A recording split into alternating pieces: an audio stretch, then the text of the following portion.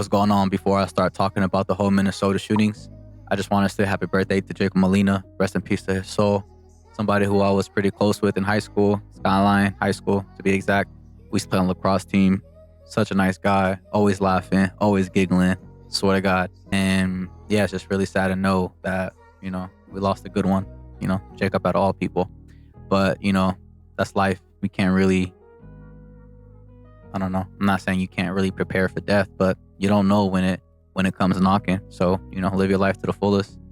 And yeah, rest in peace. God bless you, Jacob. So I want to talk about what happened in Minnesota. And I'm not here to take a side or to judge, but to really talk about what I believe is going on. As we know, there was 2 ICE shootings. 2 people were exterminated, Renee and Alex, who was a nurse. And before politics and before opinions, before all the narratives started forming, these were people, and almost instantly their deaths turned into arguments. And I'm going to be referring to this book called You Can't Be Neutral on the Moving Train by Howard Zinn, one of the most profound authors till this day that I really look up to. I started reading his books when I was in high school because I read a book from him called A People's History of the United States. And it really changed my whole perspective. And it really inspired me to be an advocate, to be somebody to use my voice and all that. And that's honestly, I said honestly twice. That's what kind of motivated me to start a YouTube channel. It was just I always wanted to be an activist. I always wanted to give a voice to the voiceless. You know what I'm saying? So anyways, Howard Zinn wrote in the book, You Can't Be Neutral on a Moving Train. And what he meant is that history keeps moving whether or not we speak about it, whether we choose or not choose. And this is a horrific smear that we're seeing the mainstream media and politicians on the left, including Kamala Harris, take and run with. The facts are actually that this little boy was abandoned by his own father. His own father was being approached by ICE agents when he ran and abandoned the child. Our law enforcement in these frigid temperatures stayed with the child, tried to bring him into custody with the mother, who actually would not take the child into custody, which is so sad, so horrific. Our law enforcement officers actually were taking care of the child, brought him to McDonald's, were playing his favorite music to really calm him down. This is Asmark. There's major riots forming around our law enforcement officers. That is horrendous that the child is having to face this, but our law enforcement officers were taking care of him, and he's now reunited with his father in a federal processing facility. From a Republican view, the focus with everything that's going on, with the Minnesota shootings and all that stuff, is always on law, order, and officer safety. The idea is that things happen fast, very fast, and agents can't, they can't act under pressure.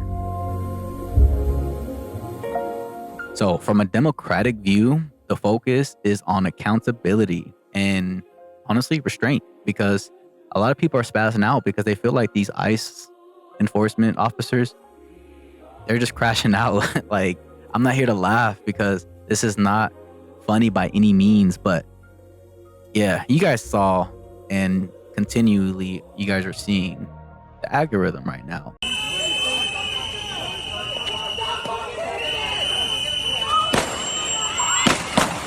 All the back and forth between Democrats and Republicans, people justifying the murder of a nurse, a person who literally dedicated his whole life to care for others and stuff like that.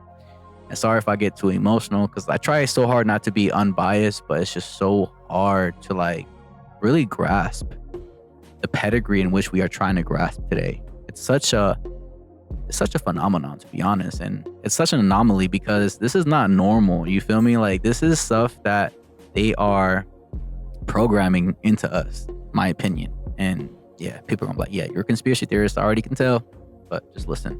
Keep your ears open. Another question that Democrats often ask is that, why did it escalate? What does it mean when a civilian, again, a nurse, has to be exterminated? So it's the same event, but 2 completely different ways of seeing it.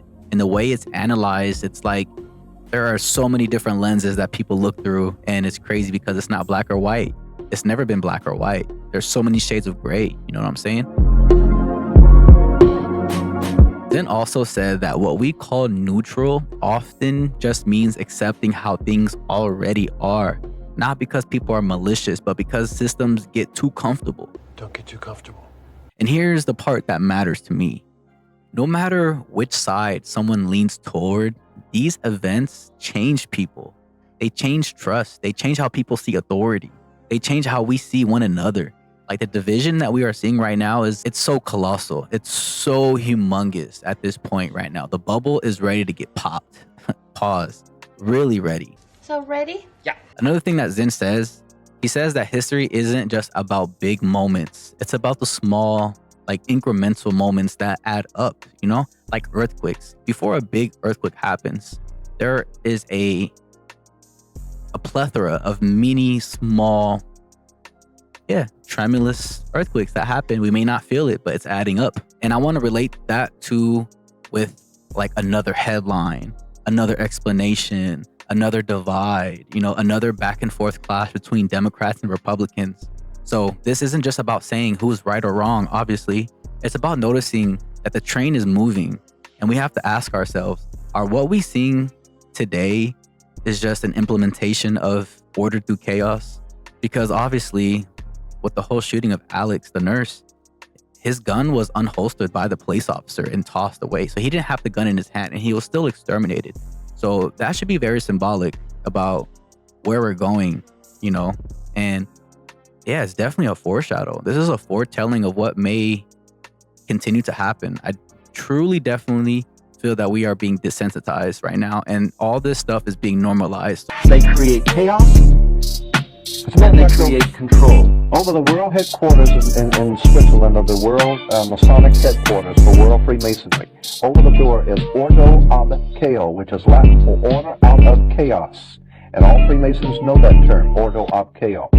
Order out of chaos. The concept is to create chaos, to create the problems. Then while the people are frightened to death of all the crime and everything that seems to be out of control, a riotous situation, the government then moves in with justification.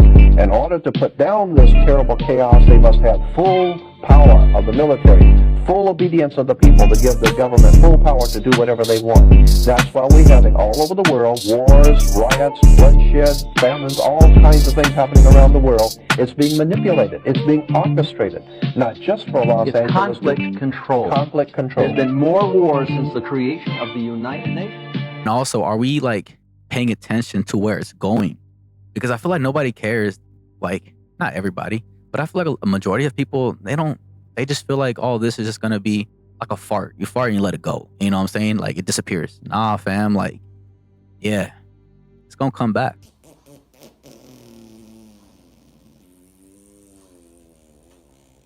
What the hell? Marty, no, honey. So before I put an end to the podcast, I want to read one thing from the book that I truly feel like fits perfectly with everything that we are seeing today. I'm going to read this fast because I know people got things to do. You know what I'm saying? There is a tendency to think that what we see in the present moment, we will continue to see. We forget how often in this century we have been astonished by the sudden crumbling of institutions, by extraordinary changes in people's thoughts, by unexpected eruptions of rebellion against tyrannies, by the quick collapse of systems of power that seemed invincible. The bad things that happen are repetitions of bad things that have always happened. War, racism, maltreatment of women, religious and nationalist fanaticism, starvation. The good things that happen are unexpected. Unexpected and yet explainable by certain truths which spring at us from time to time, but which we tend to forget. Political power, however formidable, is more fragile than we think. Note how nervous are those who hold it. Ordinary people can be intimidated for a time, can be fooled for a time, but they have a down deep common sense, and sooner or later they find a way to challenge the power that oppresses them.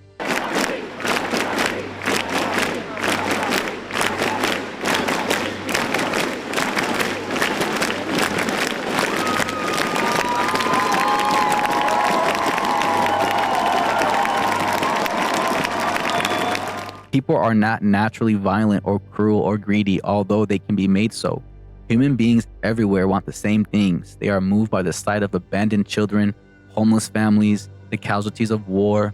They long for peace, for friendship, and affection across lines of race and nationality. Revolutionary change does not come as one cataclysmic moment. Beware of such moments, but as an endless succession of surprises, moving zigzag towards a more decent society.